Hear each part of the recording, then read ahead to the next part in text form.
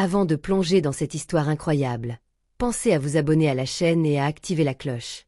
Ici, chaque récit a quelque chose à dire, et vous ne voudrez pas en manquer un seul.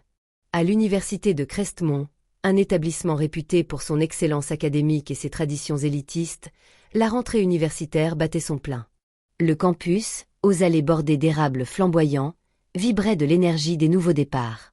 Les étudiants, fraîchement arrivés de toutes les régions du pays, certains en baskets usées, d'autres en mocassins en cuir italien, se croisaient sous les arches de pierre centenaires, entre deux amphithéâtres aux murs tapissés de portraits austères de professeurs blancs à la barbe majestueuse. Parmi les nouvelles recrues du corps enseignant, une figure attira particulièrement l'attention, Elia Moore. 42 ans, grand, charismatique, toujours impeccablement vêtu d'un blazer en tweed et de chemise blanche aux poignets impeccables. Son regard pénétrant, encadré par des lunettes discrètes, laissait entrevoir une intelligence vive, mais calme, une autorité naturelle qui n'avait pas besoin de hausser le ton. Elia Moore n'était pas seulement un nouvel enseignant. Il était un symbole qui dérangeait. Diplômé de Princeton, titulaire d'un doctorat en philosophie politique obtenu avec les honneurs à Yale, il avait travaillé pendant plusieurs années pour les Nations Unies en tant que consultant en justice sociale et droits humains. Son parcours, jalonné de conférences internationales et de publications respectées, impressionnait, mais aussi suscitait l'envie et parfois la peur. Dès les premières semaines, ses cours devinrent un phénomène sur le campus. Il abordait les grandes questions de la justice, du pouvoir, de la vérité et de la liberté avec une aisance qui fascinait certains et déroutait d'autres. Il tissait des liens entre James Baldwin, Cornel West, Hannah Arendt, Socrate, Fanon et Kant, d'un ton posé, sans notes, sans effet de manche. Il obligeait ses étudiants à remettre en question leurs croyances les plus profondes. Mais à Crestmont, cette exigence intellectuelle ne suffisait pas à désarmer tous les regards. Pour certains, l'idée qu'un homme noir occupe une place si centrale dans l'un des départements les plus vénérés philosophie politique était une anomalie. Une erreur du système. Une provocation. Et très vite, les premiers signes de résistance apparurent. Elle ne venait pas des étudiants les plus curieux ou travailleurs, mais d'un groupe bien identifié, Brandon Pierce, Emily Harper et Jake Thornton. Un trio redouté, formé dès la première année. Leur nom résonnait dans les couloirs.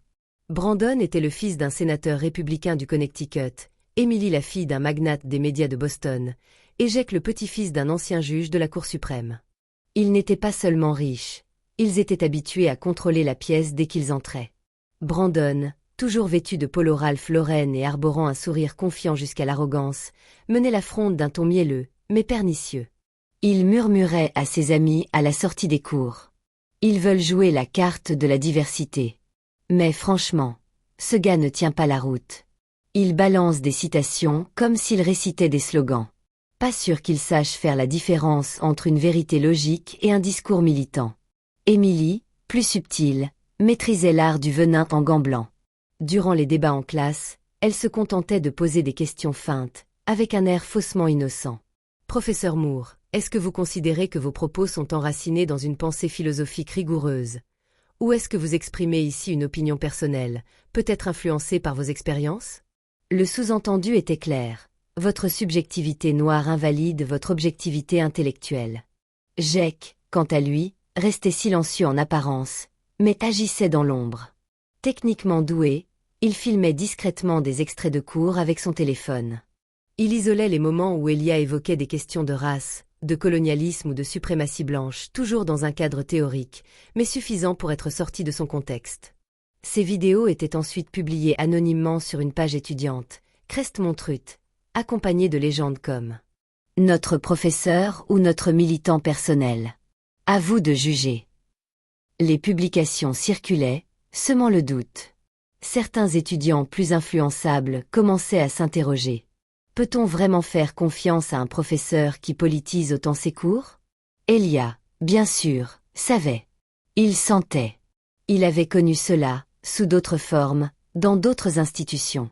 La différence, c'est que cette fois, on voulait le faire tomber non pas pour ce qu'il disait, mais pour ce qu'il incarnait. Il ne réagissait pas. Pas encore. Il observait, méthodique, silencieux. Ce que Brandon, Emily et Jake ne savaient pas, c'est que le professeur Moore n'était pas seulement un maître en philosophie politique. Il était aussi un fin stratège. Et pendant qu'il complotait, lui préparait une leçon que Crestemont n'oublierait jamais. Les semaines passaient, et les tensions s'épaississaient comme un brouillard sur le campus de Crestemont. Ce qui avait commencé comme des murmures se transforma peu à peu en une campagne d'hostilité structurée. Les accusations envers le professeur Eliamour se firent plus nombreuses, plus ciblées, plus calculées. Dans des forums étudiants, des discussions anonymes dénonçaient sa subjectivité politique, l'accusant d'imposer une idéologie militante au détriment de l'enseignement classique. Les messages étaient souvent déguisés sous le vernis d'un langage académique, mais leur ton était glaçant. Est-il ici pour nous enseigner la philosophie, ou pour nous faire porter le poids de ces traumatismes historiques? Une pétition, lancée en ligne par Jecques sous un faux nom, commença à circuler. Elle réclamait un « examen pédagogique indépendant » sur les méthodes d'enseignement d'Elia.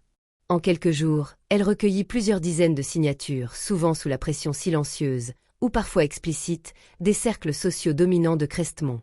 Elia fut convoqué par le doyen de la faculté, un homme cordial mais prudent, visiblement mal à l'aise. Le rendez-vous eut lieu dans un bureau boisé à l'éclairage diffus, orné de tableaux représentant d'anciens professeurs blancs de génération révolue. Le doyen, dans un ton neutre, expliqua. « Il ne s'agit pas d'un blâme, bien sûr. Nous voulons simplement écouter les doléances. Apaiser les tensions. Vous comprenez. » Elia ne répondit que d'un hochement de tête. Il connaissait ce langage. Il savait ce que signifiait apaiser les tensions quand l'équilibre du pouvoir était menacé par une présence inattendue. Malgré cela, il resta calme, inébranlable. Il poursuivit ses cours comme toujours, avec la même rigueur, la même précision, la même dignité. Il ne cherchait ni la confrontation, ni la justification. Il persistait à faire ce qu'il avait toujours fait, élever l'intellect et provoquer la pensée. Lentement, une autre voix commença à émerger. Certains étudiants, impressionnés par sa cohérence et sa force tranquille, commencèrent à lui témoigner leur soutien à voix basse, dans les couloirs, à la fin des cours. Ils n'osaient pas tous parler ouvertement, mais le respect qu'ils ressentaient pour lui grandissait en silence. Un jour, Rachel Thomas, une étudiante brillante mais discrète, remit un essai à Elia. C'était une réflexion personnelle sur le rôle de l'éducation dans la formation de l'esprit critique. À la dernière page, elle avait écrit « Il est le seul professeur qui m'est obligé à penser autrement, à sortir de moi-même, à reconnaître ce que je refusais de voir. Et c'est exactement ce que l'éducation devrait faire. » Lorsqu'Elia lut ces mots, il sut qu'il n'était pas seul. Mais Rachel, elle, paya le prix de son courage. Brandon ricana en lisant son texte à voix haute dans un café étudiant. Emily lâcha une remarque sarcastique. Une fan du professeur Moore. Peut-être qu'elle espère une recommandation pour Princeton. Jecques, lui, se contenta d'un sourire froid. Alors Elia décida qu'il était temps de leur donner une vraie leçon, pas dans un discours, mais dans la substance même de ce qu'il prétendait maîtriser, la pensée critique. Pour l'examen final, il conçut une étude de cas complexe, basée sur un article académique dense, théorique et rigoureusement argumenté, publié des années plus tôt dans une revue spécialisée sous un pseudonyme. Le sujet. Pouvoir, légitimité morale et perception raciale dans les structures d'autorité, entre apparence et substance. L'article explorait des figures historiques et contemporaines. Socrate persécuté pour son audace intellectuelle, Angela Davis diabolisée malgré sa rigueur, Barack Obama face au jugement implicite, et même Frantz Fanon disséqué à travers l'œil occidental. L'auteur de ce texte? Eliamour lui-même. Mais les étudiants ne le savaient pas. Le jour de l'examen, Brandon, Emily et Jecques se crurent préparés. Mais en lisant le texte, leur confiance s'effondra. Les concepts imbriqués, les références croisées, la logique interne de l'argumentation, tout leur échappait. Ils ne comprenaient ni le fond, ni la structure. Leur arrogance les avait empêchés d'approfondir les lectures recommandées, convaincus qu'ils sauraient improviser. Mais cette fois, ils avaient face à eux l'œuvre d'un maître, et aucune citation hors contexte ne pourrait les sauver. Une semaine plus tard, Elia revint en classe avec les copies corrigées. Il déposa silencieusement la pile sur le bureau, puis s'avança lentement vers le centre de la salle. Un silence respectueux tomba. Tous attendaient une remarque, une consigne, une conclusion. Mais Elia, après une longue pause, dit simplement « J'aimerais vous parler de l'auteur de ce texte. » Il regarda tour à tour les étudiants, croisa le regard de Brandon, celui d'Emily, puis celui de Jake. Il est noir. Il est diplômé de Princeton, docteur en philosophie politique de Yale, mention très honorable. Il a conseillé le Conseil des droits humains des Nations Unies. Il a enseigné à Oxford, à Genève, et aujourd'hui, ici, à Crestmont. Il marqua une pause. Cet homme, c'est moi. Un silence de plomb s'abattit sur l'amphithéâtre. On aurait pu entendre tomber un stylo. Vous l'avez lu, sans savoir. Vous l'avez jugé, sans comprendre. Et ce que vous avez vu comme un simple professeur de quota, vous l'avez méprisé. Pas pour ses idées, mais parce qu'il ne correspondait pas à l'image que vous avez d'un détenteur de savoir. Parce qu'il ne vous ressemble pas. Il prit les copies, et les appela une à une. Brandon Pierce, 3 sur 20. Brandon rougit, le regard fuyant. Emily Harper, 5 sur 20. Emily détourna les yeux, les bras croisés. Jake Thornton, 2 sur 20. Jake serra les dents. Pour une fois, il n'avait rien à filmer. Puis Elia releva la tête, sa voix ferme mais posée. L'université n'est pas là pour flatter vos égos. Elle est là pour briser vos certitudes et vous confronter à la complexité du réel. Si mon apparence suffit à déclencher votre hostilité, alors je vous plains. Car dans le monde réel, vos privilèges ne suffiront pas à masquer votre ignorance. Un silence pesant, encore.